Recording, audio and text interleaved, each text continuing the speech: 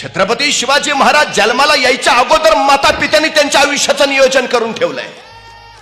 12 वर्षापर्यंत शहाजी राजांनी पिता म्हणून त्यांना जे शिक्षण द्यायचं होतं ते सगळं शिक्षण दिलं. युद्ध शिक्षण, प्रशिक्षण सगळं.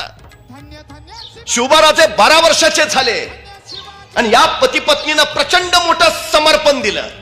स्वतःचा संसार बाजूला सारला आणि रयतेचा प्रपंच उभा करण्यासाठी एक विलक्षण निर्णय घेतला की मासाहेब जिजाऊनी शिवबाराजांना घ्यावं, महाराष्ट्रात जावं, महाराष्ट्रात शिवबाराजांनी राज्य उभा करावं. थोरले संभाजीराजे बेंगलोरात शहाजीराजांबरोबर राहतील आणि ते कर्नाटकचं राज्य विस्तारतील. उद्याच्या भविष्यात महाराष्ट्र आणि कर्नाटक असं विस्तीर्ण साम्राज्य उभा करायचं. 2 मुलांसाठी हे दोघं एकमेकांपासून वेगळे झाले. आई शिवबाराजांबरोबर आणि वडील संभाजीराजांबरोबर. 12 वर्षाचे आहेत, 12 वर्षाचे शिवबाराजे. जिजाऊ मासाहेबांबरोबर पुण्यात निघाले. आता आपल्या पुत्राला एका पित्यानं काय द्यावं? आमचा मुलगा जर सहलीला निघाला तर वडील काय सांगतात? नीट जा, नीट ये, फार वेळ थांबू नको, अंधार पडायच्यात घरी ये. आई काय सांगते? एसटीत बसताना नीट बस, मधल्याच सीटवर बस. मुलगा म्हणतो का?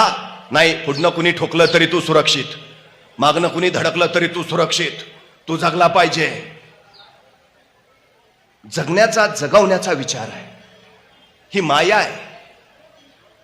शहाजीराजांनी काय दिलं आपल्या पुत्राला? स्वतः संस्कृत मधून तयार केलेली मुद्रा दिली, नवे स्वप्न दिलं, ध्येय दिलं, महत्वाकांक्षा दिली. काय सांगितलं शहाजीराजांनी? प्रतिपच्च चंद्रलेखे वर्धिष्णू विष्णू वंदिता शह सुनो शिवसैषा मुद्रा भद्राय राजते. एक पिता आपल्या पुत्राला ध्येय देतोय. काय करायचंय तुम्ही? राज्य उभा करायचंय. बरे, का पित्याला खात्री किती आहे बघा.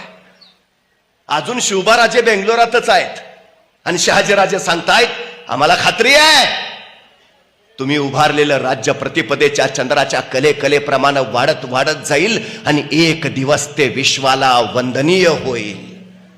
काय ध्येय आहे? शहाजीराजे असं विचारतायत का जमेल का, होईल का? नाही, जमलंच पाहिजे, जमवावंच लागेल. रयतेचं राज्य निर्मावंच लागेल आणि खात्री आहे तुम्ही निर्माल. जिथं चुका काढायची संधी शोधली जाते ना तिथं इतिहास कधीच घडत नाही. जिथं कौतुक करायची संधी शोधली जाते तिथं इतिहास घडतो.